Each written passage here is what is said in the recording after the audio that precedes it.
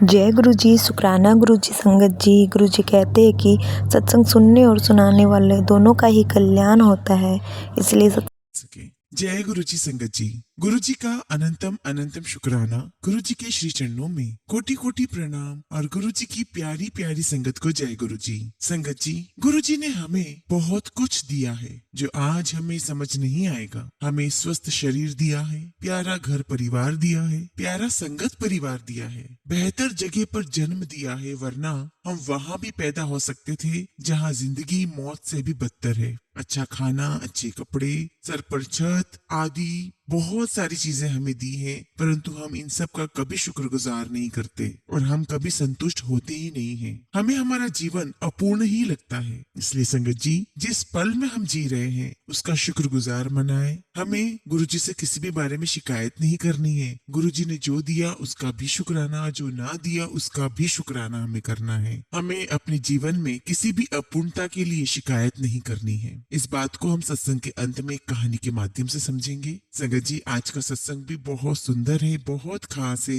गुरु जी की प्यारी और पुरानी संगत का सत्संग है। आप सभी से रिक्वेस्ट है, सत्संग अंत तक सुने और पूरा सुने। मैं जानती हूँ और यकीन के साथ कह सकती हूँ कि आपको हर सत्संग से अपने जीवन की बहुत सारी बातों का जवाब मिल रहा होगा, बहुत सारी ब्लेसिंग्स मिल रही होगी। इसीलिए आप सबसे रिक्वेस्ट है कि सत्संग को अधूरा ना छोड़ें, क्योंकि हम में से कोई भी गुरु जी का अनादर नहीं करेगा। सत्संग को अधूरा छोड़ना गुरु जी का अनादर करना ही होगा, क्योंकि गुरु जी अपनी संगत को रोज सत्संग सुनाया करते थे। कभी कभी तो वो रिपीट सत्संग भी सुनाया करते थे। इसीलिए हम नहीं जानते कि कब किस समय हमारे लिए क्या बात क्लिक हो जाए, हमें कौन सी बात का जवाब मिल जाए। इसलिए सत्संग अंत तक सुने। अगर आप भी अपना सत्संग शेयर करना चाहते हैं तो सुंदर लिखावट में हिंदी में ईमेल आईडी और व्हाट्सएप पे शेयर कर सकते हैं, और अगर आप चाहे तो ईमेल आईडी और व्हाट्सएप पे टाइप भी कर सकते हैं। तो चलिए संगत जी, आज का सत्संग शुरू करते हैं। आज हम गुरु जी की ही प्यारी और पुरानी संगत है सहगल आंटी, उनका सत्संग सुनेंगे। हमें महाराज ने मौका दिया कि हम अपने आप को गुरु जी की संगत कह सके। गुरु जी महाराज ने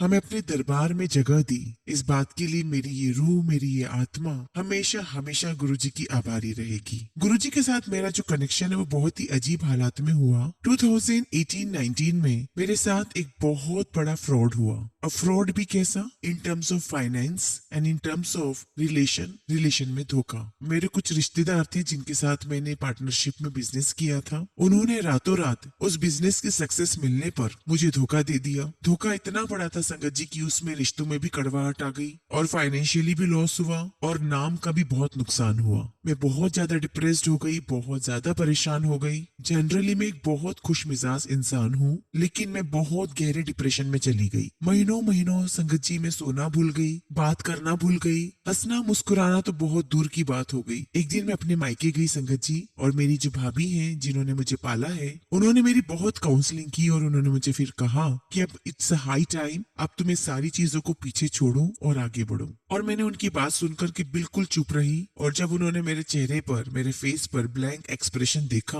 तो उन्होंने मुझे कहा कि अच्छा एक काम करो, ये मेरा मोबाइल लो, इसमें गुरुजी हैं, उन्हें देखो, उनसे बात करो। रात में सोने से पहले उनसे अपने मन की सारी बात कहो, तुम्हें सब जवाब मिल जाएंगे। और मैंने अपनी भाभी को बड़े हैरानी के साथ देखा कि कैसी बातें कर रही है मेरे साथ, क्योंकि संगत जी मैं जिस फैमिली से आती हूँ हम लोग कभी भी गॉडमैन में बिलीव नहीं करते थे। मैंने मोबाइल में गुरुजी की तरफ देखा और अपना चेहरा दूसरी तरफ कर लिया। लेकिन जब मैं घर आई तो मेरे दिमाग में वो थॉट, उनकी पिक्चर दिमाग में थी, और घर आकर के मैंने उनका स्वरूप ढूंढा और मैंने मोबाइल में गुरुजी को देख करके कहा कि आप कौन हो, और ऐसा बोल करके मैं सो जाती हूँ। अगले दिन सुबह मैं अपने काम पर जाती हूँ और काम से वापसी के समय मेरी गाड़ी का स्टीयरिंग ऑटोमेटिकली, मैं नहीं जानती कि कैसे, बस ऑटोमेटिकली मेरी गाड़ी का स्टीयरिंग गुरुजी के मंदिर डिफेंस कॉलोनी की तरफ मुड़ गया। संगत जी, जिस हालत में मैं गुरुजी के पास पहुंची थी वो मैं आपको डिस्क्राइब एक एग्जांपल के माध्यम से देना चाहती हूँ कि एक रेगिस्तान है जहाँ पर सर पे तपती धूप है और पैरों में छाले हैं, बदन पूरा तप रहा है। इस हालात में मैंने पहली बार जलंधर मंदिर में कदम रखा। जैसे ही संगत जी मैंने कदम रखा, ब्लैंक माइंड के साथ, किसी विश्वास के साथ नहीं। मानो ऐसा लगा जैसे हजारों ठंडी हवाएं चल गई हो। ऐसा लग रहा था जैसे मानो किसी ने ठंडी मीठी बौछारें मेरे तपते बदन, मेरे तपते तन मन पर कर दी हो। इतने में संगत जी एक शब्द लगता है, नमक वेख हर नाम दा, मेरा तन मन शीतल होए। मुझे ऐसा लगा संगत जी जैसे मेरी सारी थकान दूर हो गई। मुझे ऐसा लगा मानो जैसे मेरे जलते हुए तन में, मेरे जलते हुए मन में किसी ने ठंडा पानी उड़ेल दिया हो। मानो मेरे जख्मों को बहुत ही सुकून मिलने वाली कोई मलहम लग गई हो। मुझे गुरुजी का कोई प्रोटोकॉल नहीं पता था। मैं वहाँ बैठी, मैंने वहाँ चाय पी और गुरुजी के स्वरूप को देखा और मैंने कहा कि मैं अगले दिन फिर आऊंगी। और अगले दिन फिर गाड़ी वहीं मुड़ गई और ऐसे ही सिलसिला चलता रहा। मैंने घर पर किसी को भी कुछ नहीं बताया। मैं बहुत चुप करके जाती थी, चाय प्रसाद पीती थी और वापस आ जाती थी। मैं ये भी देखा करती थी कि किसी ने मुझे देखा तो नहीं। एक दिन मैं अंदर गई, कुछ बातें हो रही थी। कोई बातें कर रहा था डुगरी मंदिर की, कोई बातें कर रहा था बड़े मंदिर की।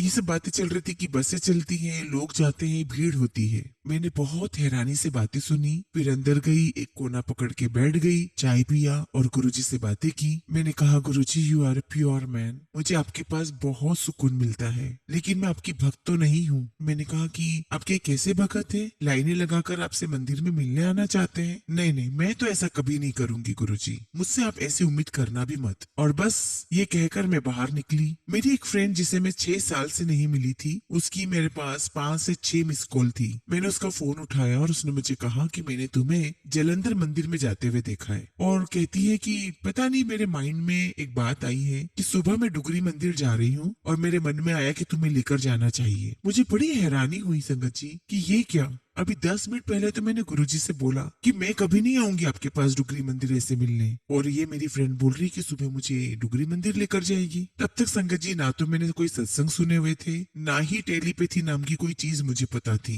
मैंने भी उसे हंसते हुए कहा कि ठीक है, देखते हैं, आई विल कंफर्म। मैं सोचते सोचते घर आ रही हूँ संगत जी कि मैं सुबह कैसे जाऊंगी। मुझे मेडिसिन लेनी होती है, मेरा सुबह का एक रिचुअल्स है, मुझे इतनी बजे दवाई खानी है, इतनी बजे चाय चाहिए। मैं कैसे अर्ली मॉर्निंग निकल सकती हूँ, और वो भी 6 बजे इतनी ठंड में। लेकिन अगले दिन सुबह मेरी फ्रेंड मेरे पास आ जाती है और मैं खाली पेट गाड़ी में बैठ जाती हूँ। और संगत जी, मैं अपनी फ्रेंड से 5 से 6 सालों से नहीं मिली थी। उसके पास एक बास्केट होती है, वो बास्केट खुलती है और उस बास्केट में वो सारी मेरी जरूरत की चीजें रहती जो मैं हमेशा सुबह लेती हूँ। मैंने उससे कुछ नहीं कहा, मैं चुपचाप खाती रही और मन में सोच रही हूँ कि अरे गुरुजी, क्या ये टेलीपैथी है? क्या आप मेरे मन की बात पढ़ रहे हो? और ये करते करते हम डुगरी पहुंच जाते हैं। मैं भी औरों की तरह लाइन में लग जाती हूँ, बड़े प्यार से लाइन में लगती हूँ और कहीं दिमाग में नहीं आता है कि मैं इतनी भीड़ में क्यों खड़ी हूँ। हंसते हंसते मैं सीढ़ियाँ चढ़ रही होती हूँ और जैसे ही डुगरी के मंदिर में पाँव रखती हूँ, आप बिलीव नहीं करेंगे संगत जी, मानो आंसुओं का सैलाब उमड़ पड़ा हो। मन कर रहा था कि बस यही रह जाऊं। बस लंगर करती हूँ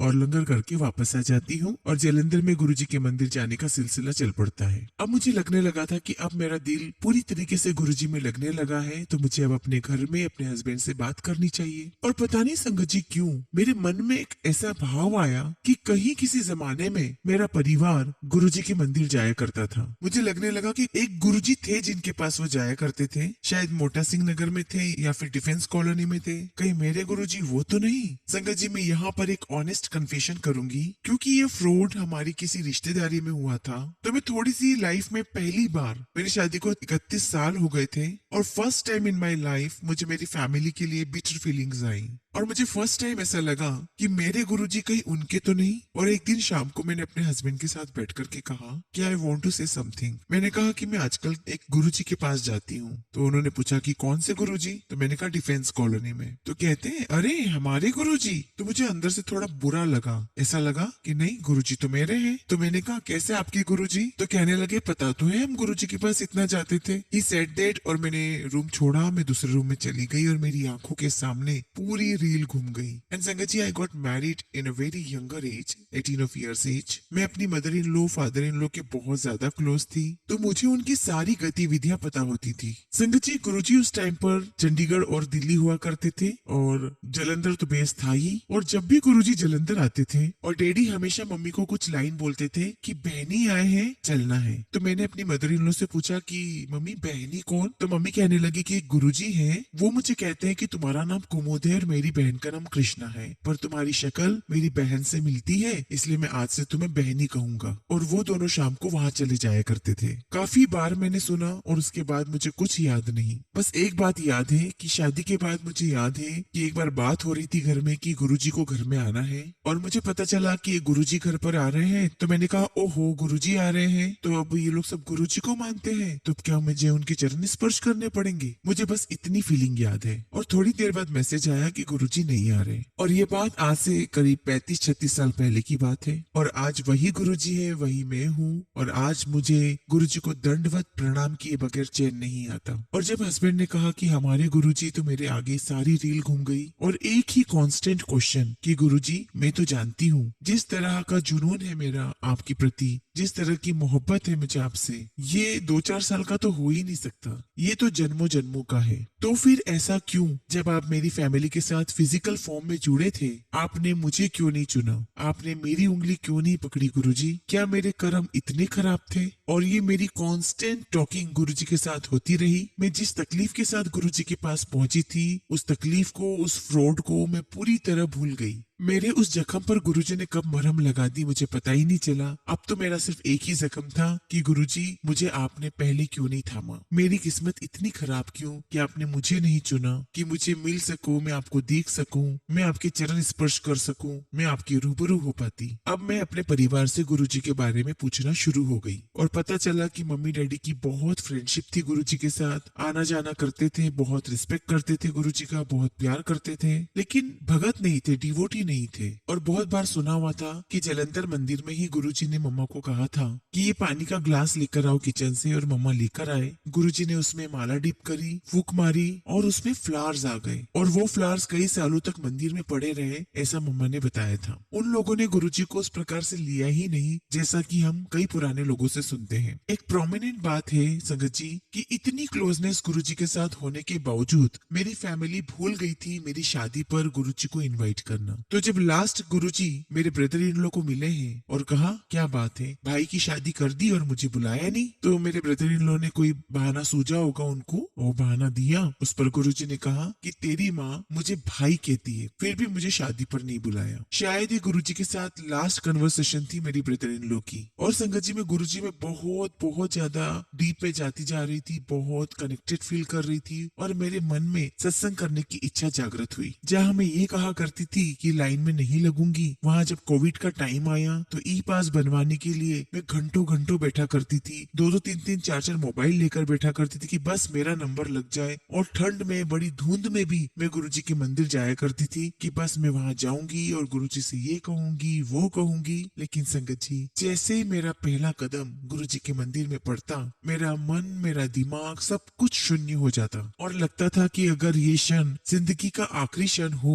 तो बहुत प्यारा होगा गुरुजी। बस लीन कर लीजिए अपने में गुरुजी, अपने पास रखना, जन्म जन्म तक अपने पास रखना। अब जब मुझे सत्संग करने का मन में आया तो मुझे लगा कि मैं फैमिली में कैसे बोल दूं सत्संग करने का। कोई किसको मानता है, कोई शिरडी साईं बाबा को मानता है, कोई किस भगवान को मानता है, तो मैं अभी कैसे बोल दूं सत्संग करने का। इतने में हमारे एक फैमिली फ्रेंड जिनको मैं 30 सालों से जानती हूँ, वो हमारे घर आ गए। वो हमारे घर ओवरनाइट ठहर रहे थे। उनके फादर हॉस्पिटलाइज थे, और जो हस्बैंड वाइफ थे वो अपने फादर को हॉस्पिटल में अटेंड कर रहे थे, और उनके बच्चे हमारे घर थे। बच्चों की उम्र थी कोई 10-12 साल या 8-10 साल। वो बच्चे मेरे पास बैठे हुए थे और मैं चाय पी रही थी। तो उन्होंने मुझे कहा कि ताई जी आपको चाय पसंद है? तो मैंने कहा हाँ मुझे चाय पसंद है। तो मैंने पूछा कि तुम पीते हो? तो कहते कि नहीं हम नहीं पीते, लेकिन जब हम गुरुजी के सत्संग में जाते हैं तब जरूर पीते हैं। तब मैंने चाय को साइड में रखा और पूछा क्या तुम गुरुजी के सत्संग में जाते हो? तो उसमें से एक बच्चा बोला कि हाँ जी, हमारे मम्मी पापा तो गुरुजी की पुरानी संगत है ना, उनको तो गुरुजी की ब्लेसिंग्स है। And now I just out of my mind कि ये सब कैसे। और मैं उन कपल का इंतजार करने लगी, और जब वो कपल घर पर आते हैं और मैं उनसे पूछती हूँ कि क्या आप गुरुजी को जानते हो, तो वो मुझसे कहते हैं कि कैसी बात कर रहे हो भाभी, हम सब तो पुरानी संगत है गुरुजी की, हमारे तो शादी गुरुजी ने करवाई, बच्चे गुरुजी ने ब्लेस किए। और ये टाइम होगा करीब 4 बजे का,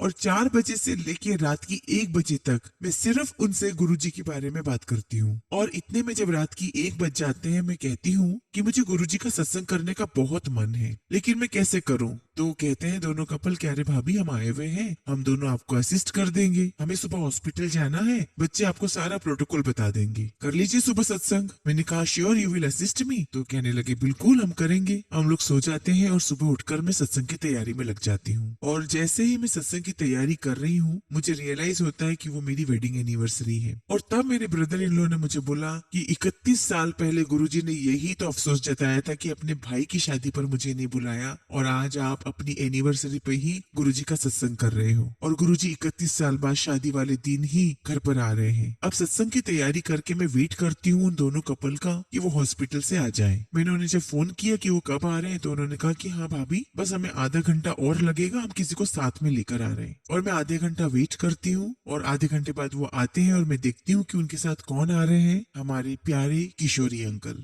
अंकल की वाइफ और उनका बेटा। और ये सब आते हैं, मेरा सत्संग होता है, और मेरा सत्संग गुरुजी की इतने पुराने परिवार के साथ होता है। और मेरे लिए तो संगत जी मेरी शादी ही दोबारा उस दिन हुई, और उस दिन के बाद से संगत जी मेरी जिंदगी पूरी तरह पलट गई। मेरी फैमिली का हर इश्यू, मेरी लाइफ का हर प्रॉब्लम गुरुजी ने सब ठीक कर दिया। ये तो मेरी समझ थी संगत जी कि गुरुजी ने मुझे इसलिए शरण में लिया क्योंकि मैं तकलीफ में थी, लेकिन गुरुजी का पार तो हम पा ही नहीं सकते हैं। इसी दौरान मेरे मदर इन लॉ बहुत ज्यादा बीमार हो जाते हैं, इतने ज्यादा बीमार हो जाते हैं कि उनकी लीवर में बहुत ज्यादा बड़ी प्रॉब्लम हो जाती है, और 30 kg उनका वेट लॉस हो जाता है, और उनके मुंह में अन्न का एक दाना भी नहीं जाता है। वो इतनी ज्यादा बीमार हो गई कि हॉस्पिटल के चक्कर शुरू हो गए। मैं हॉस्पिटल में उनके साथ होती हूँ और उनका इतना बुरा हाल होता है, she is a kind of coma. और एक रात के बाद मैं अगले दिन घर पर आती हूँ और दोबारा मुझे रात में जाना होता है, और मुझे पता चलता है कि आज तो शिवरात्रि है, और गुरुजी के मंदिर से मुझे मैसेज आता है कि जलंधर मंदिर में शिवरात्रि का लंगर है। मुझे लगा कि मम्मी इतने बीमार है, मैं भागते दौड़ते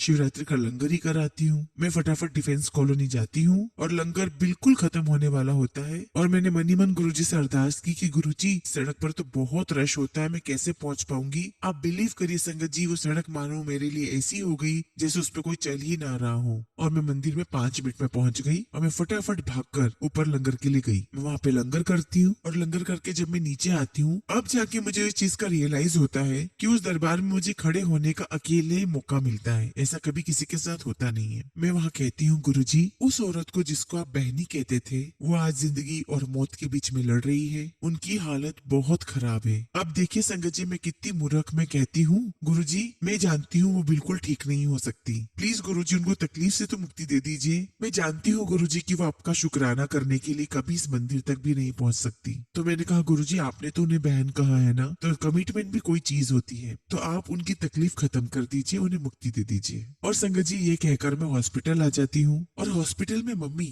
सेमी कोमा स्टेज में थी, और मैं वहाँ पास में जाकर के लेट जाती हूँ। 4 बजे के करीब एकदम मम्मी जोरों से बोलती है, ये कौन है, ये कौन है, ये एकदम से मेरे ऊपर सफेद सफेद क्या आया है। और मुझे लगता है कि या तो ये मम्मी की हेलुसिनेशन है या कोई इनका ऐसा माड़ा वक्त आ गया है। और इतने में मम्मी काम हो जाती है, मैं उनके नजदीक जाकर देखती हूँ तब ठीक तो है। और संगत जी वो रात उनके लिए इतनी बुरी थी कि मेरे पास उसको बताने के लिए शब्द भी नहीं है। और इतने में मैं आकर लेटती हूँ और मेरी झपकी लग जाती है, और सुबह 7 बजे मैं मम्मी की करारी आवाज के साथ उठती हूँ कि आर्ची मेरे लिए चाय कहो, मुझे बहुत तेज भूख लगी है। एंड आई एम शॉक्ड संगत जी, मैं सोच रही हूँ कि मैं कहीं कोई सपना तो नहीं देख रही। मैं उनके पास जाती हूँ, उन्होंने पूरी आंखें खोल रखी है, और उन्होंने बिल्कुल नॉर्मल आवाज में मुझसे बात की, और कहती है कि रात को मेरे ऊपर सफेद कपड़े में कोई था और मेरे ऊपर विभूति डाल रहा था। मैंने उनसे कहा कि आपको याद है आप इस प्रकार से बोल रहे थे, और कहती है हाँ मुझे बिल्कुल याद है, मुझे नहीं पता कि कौन मेरे ऊपर विभूति डाल रहा था। और संगत जी वो दिन और आज का दिन मम्मी रिकवर होती गई।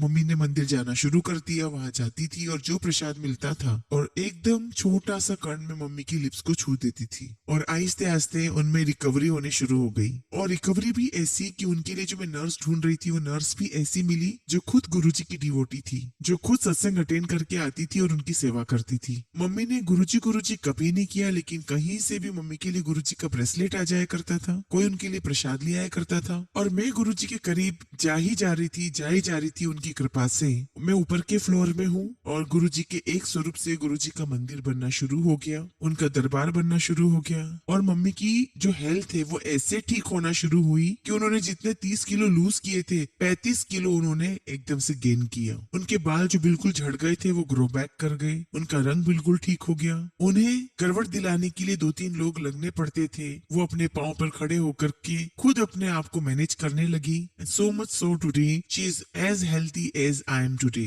वो सिर्फ खाना ही नहीं खाती, लंगर भी खाती है। लंगर में सब कुछ खाती है, बाहर का खाना खाती है। गुरुजी ने ये जो सांसें हैं वो सिर्फ लाइफ काटने के लिए नहीं दी, लाइफ एंजॉय करने के लिए दी उन्हें, कि जा तू मेरी बहन है ना, तू ऐश कर। और इसी टाइम पे गुरुजी ने उनको ओवरसीज ट्रैवल भी करवाया। वो फैमिली फंक्शंस अटेंड करती है, वो फंक्शंस में खाती पीती है, वो सोशलाइज हो गई है। And this is unbelievable. और इसको मिरेकल कहना तो गुरुजी की महिमा को छोटा करना होगा। और ये इस बात की पुष्टि है कि गुरुजी एक बार जिसका हाथ पकड़ लेते हैं उसे कभी नहीं छोड़ते हैं, चाहे हमसे वो हाथ छूट जाए। ये फैमिली को गुरुजी ने छू लिया था आज से 35 साल पहले। मेरी फैमिली रोजमर्रा की जिंदगी में इधर उधर लग गई थी, गुरुजी को भूल गई थी, लेकिन गुरुजी ने तो बहन कहा था, इसलिए गुरुजी ने वो रिश्ता तो न जाने कहां तक निभाया। हम कितना भी शुक्राना करें गुरुजी का, वो शब्द ही कम होगा। अब हमारी लाइफ तो सत्संग बन चुकी है हर मिनट। और बिगेस्ट गिफ्ट ये है गुरुजी का कि गुरुजी ने हमारी लाइफ को एम्पावर्ड कर दिया है। आजकल हम बहुत देखते हैं कि ओम नजर आ रहा है, गुरुजी का चेहरा नजर आ रहा है, गुरुजी का चेहरा जोत में नजर आ रहा है, शहद वर्षा हो रही है। और मैं ना मानती हूँ कि वो सब कुछ होता है, क्योंकि ये सब तो कुछ है ही नहीं गुरुजी के लिए, क्योंकि गुरुजी तो महाशिव है। उन्हें ये सब कोई जरूरत नहीं है हमें कुछ भी प्रूफ करने के लिए। लेकिन जिस प्रकार से एक माँ होती है,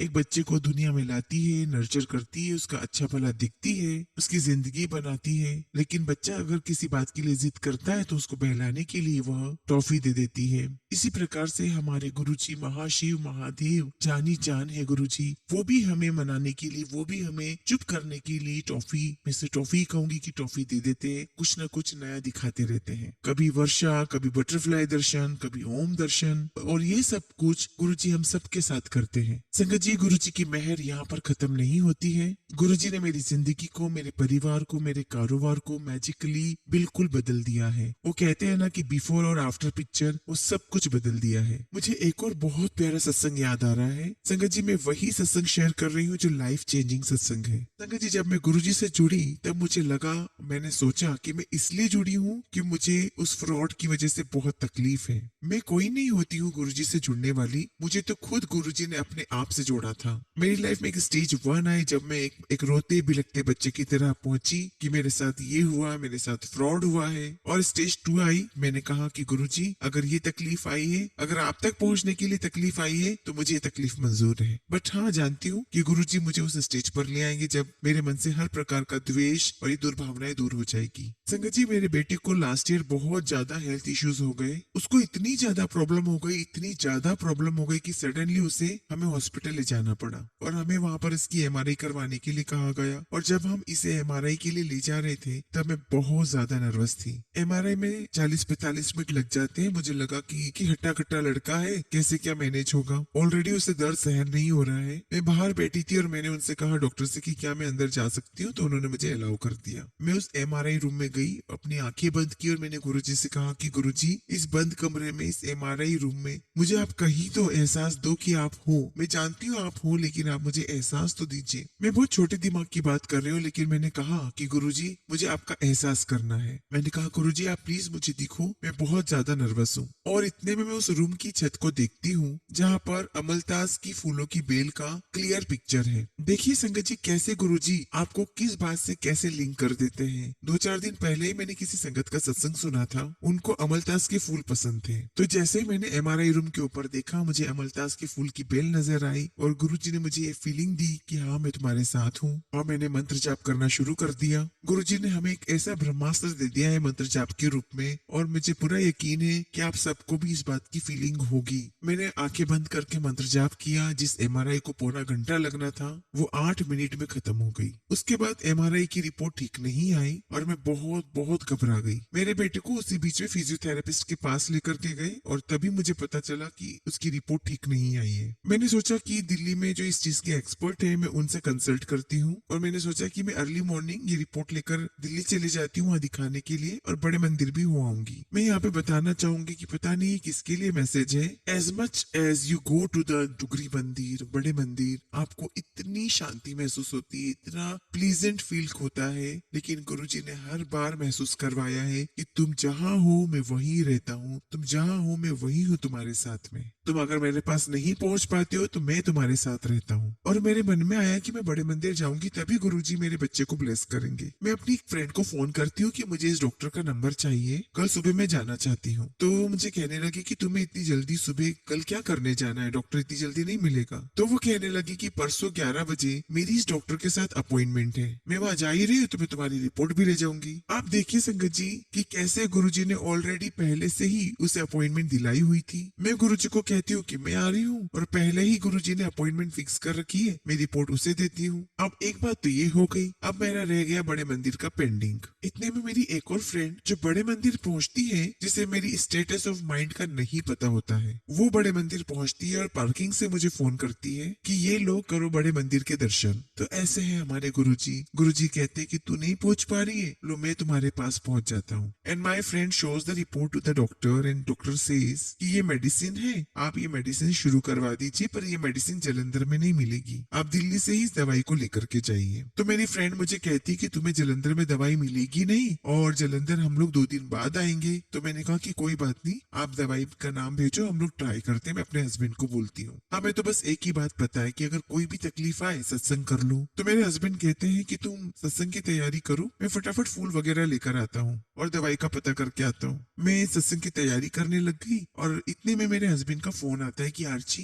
मैं सब जगह हो आया हूँ। तो मैंने कहा कि आपके एक फ्रेंड है जिनका ऑर्थोपेडिक्स का हॉस्पिटल है, एक बार वहां ट्राई कर लो। तो मेरे हस्बैंड कहते हैं कि मैं वहां पर भी हो आया हूँ, ये लो डॉक्टर से बात करो। तो डॉक्टर कह रहे हैं कि नहीं, ये दवाई तो आपको जलंधर में मिलेगी ही नहीं। तो उन्होंने कहा कि कोई सब्स्टिट्यूट ले लीजिए। तो मैंने कहा कि नहीं, कोई सब्स्टिट्यूट नहीं लेंगे। तो उन्होंने कहा, डॉक्टर ने कहा कि कोई बात नहीं, आप 2 दिन बाद ही शुरू कर देना इस दवाई को। मैं सत्संग की तैयारी करना शुरू हो गई और with in 5 minutes my husband calls me और कहते हैं फोन पे, जय गुरु जी, जय गुरु जी, जय गुरु जी। तो मैंने कहा कि क्यों, क्या हुआ, आप जय गुरु जी बोल रहे हो? और कहते हैं कि यू वोंट बिलीव मी, जो मैं कहने जा रहा हूँ कि जब डॉक्टर ने मुझे कहा कि यहाँ नहीं मिलेगी दवाई, तो मैंने सोचा मैं निकलता हूँ और सत्संग का सामान लेके घर जाता हूँ। और कहते हैं कि इतने में उस डॉक्टर की मेरे पास वापस कॉल आती है और कहते हैं कि मिस्टर सहगल आप अभी वापस आइए। और मैं जब हॉस्पिटल पहुंचा तो डॉक्टर मुझे कहते हैं कि ये देखिए, ये एक एमआर है, रिप्रेजेंटेटिव है, मेडिकल रिप्रेजेंटेटिव है, ये उसी कंपनी से आए हैं जिस कंपनी की दवाई आप ढूंढ रहे हैं। और ये जो एमआर है, ये मैटर ऑफ चांस आए हैं। ये मेरे हस्बैंड जानते थे कि ये मैटर ऑफ चांस नहीं है,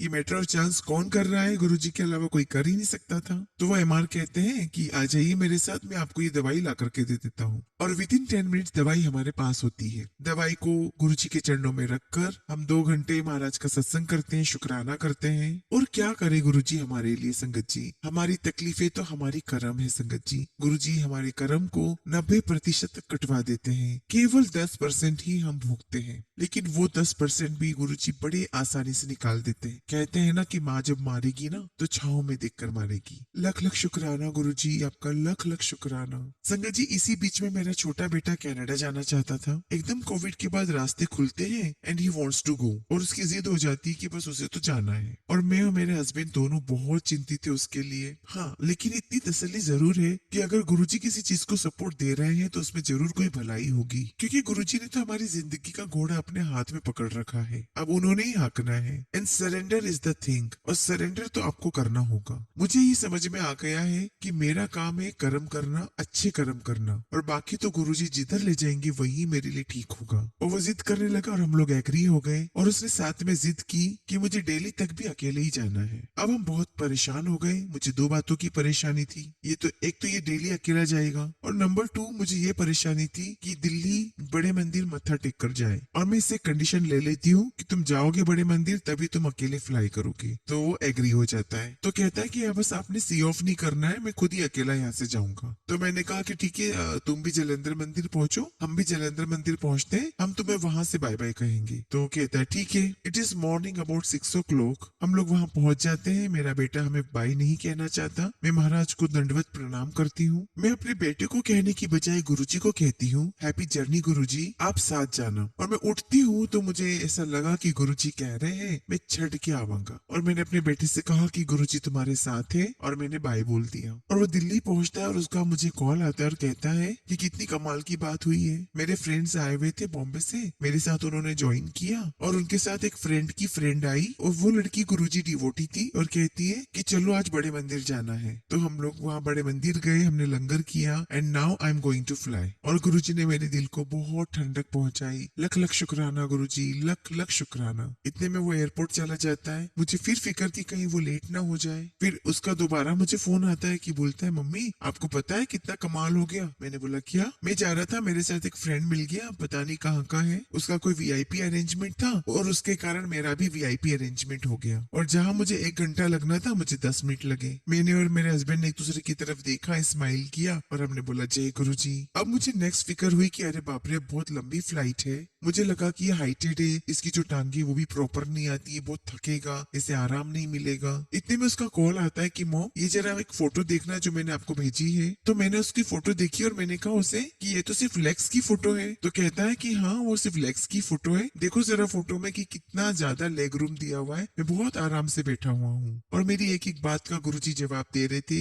मैं और मेरे हस्बैंड स्माइल किया, हमने जय गुरुजी बोला और इतने में वो फ्लाई कर जाता है। और जिस टाइम में उसे लैंड करना है हम बहुत टेंशन में थे। और मुझे इतने में एक सत्संग का इनवाइट आता है। तो मैंने अपने हस्बैंड को कहा कि मैं तो जा रही हूँ सत्संग में, आई डोंट नो मैं क्यों शेयर कर रही हूँ, पर हो सकता है किसी के लिए मैसेज हो। तो मैंने अपने हस्बैंड को बोला कि मैं तो जा रही हूँ सत्संग में। और मैं सत्संग में फोन को हाथ बिल्कुल भी नहीं लगाती। और इसलिए नहीं कि ये कोई डिसिप्लिन है या कोई रूल है, मेरा मानना है कि बहुत किस्मत से, बहुत भागों से हमें सत्संग का मौका मिलता है। और मैंने सोचा कि जब गुरुजी साथ है तो मैं ऐसा क्यों सोचूं। मैंने फोन बंद किया और सत्संग में बैठ गई। और मैं बैठी हूँ, वहाँ शब्द लग जाता है, लग खुशियाँ। और मैं सत्संग में जैसे ही आंखें खोल रही थी सामने गुरुजी का स्वरूप था। पर्टिकुलर ग्रीन चोले में मुझे अपने बेटे की शक्ल उस स्वरूप में नजर आ रही थी। और मैं आंखें बंद कर लेती थी कि गुरुजी आई एम सॉरी। मैंने कहा कि गुरुजी मुझे माफ कर दीजिए, शायद मेरी अंदर की जो माँ है वो एक भक्त के ऊपर हावी हो गई है। मेरी इतनी जरूरत कि मैं आपके स्वरूप में अपने बेटे का स्वरूप देखूं, ये तो बहुत बड़ा पाप है मेरे लिए। और मैं माफी मांगती हूँ कान पकड़ के।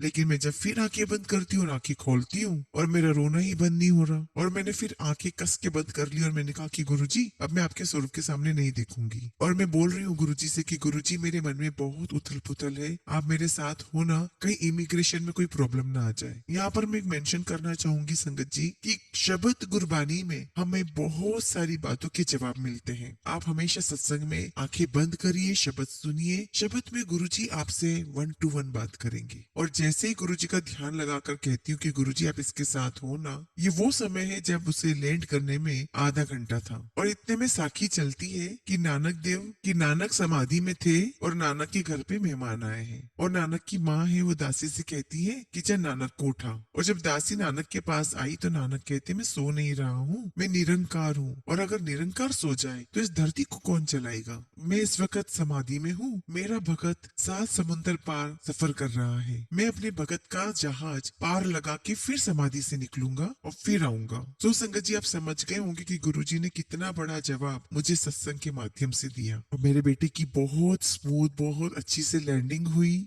आगे का भी सब काम उसका बहुत स्मूथ हुआ। मैंने शुक्राना अदा किया, मैंने गुरुजी से माफी मांगी। और मैं गाड़ी में जैसे ही बैठती हूँ, फोन ऑन करती हूँ, मेरा बेटा मुझे मैसेज करता है लैंडेड, और वो अपनी फोटो भेजता है। और संगत जी वो जो फोटो भेजता है, तो जो स्वरूप वहाँ सत्संग में था और जो स्वरूप में मुझे गुरुजी के स्वरूप में मुझे मेरा बेटा नजर आ रहा था, उसका वही पोज उस फोटो में था। गुरुजी ने इतनी इतनी कृपा की है। लख लख शुक्राना गुरुजी, अनंतम शुक्राना गुरुजी। गुरुजी हमारी एक एक आंसुओं की बहुत फिक्र करते हैं। गुरुजी आपका लख लख शुक्राना, आपने मुझ पर, मेरे पूरे परिवार पर बहुत बहुत कृपा की है। संगत जी मैं अपनी वाणी को यहीं विराम देती हूँ। आगे जब भी गुरुजी मुझे आज्ञा देंगे मैं अपना सत्संग शेयर करूंगी। जय गुरुजी, शुक्राना गुरुजी। संगत जी हम सत्संग का अंत एक बहुत ही खूबसूरत कहानी से करेंगे। ब्रह्मा जी की इच्छा हुई सृष्टि रचे, उसे क्रियान्वित किया। पहले कुत्ता बनाया और उससे उसकी जीवनचर्या की उपलब्धि जानने के लिए पूछा, संसार में रहने के लिए तुझे कुछ अभाव तो नहीं है? कुत्ते ने कहा,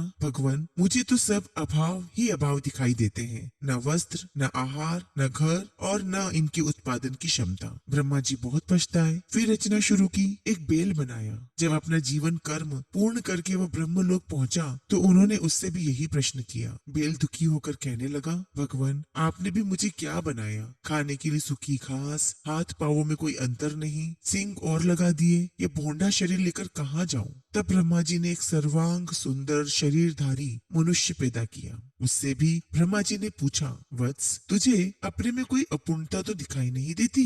थोड़ा ठिठक कर नवनिर्मित मनुष्य ने अनुभव के आधार पर कहा, भगवान, मेरे जीवन में कोई ऐसी चीज नहीं बनाई जिसे मैं प्रगति या समृद्धि कहकर संतोष कर सकता। ब्रह्मा जी गंभीर होकर बोले, वत्स, तुझे हृदय दिया, आत्मा दी, अपार क्षमता वाला उत्कृष्ट शरीर दिया,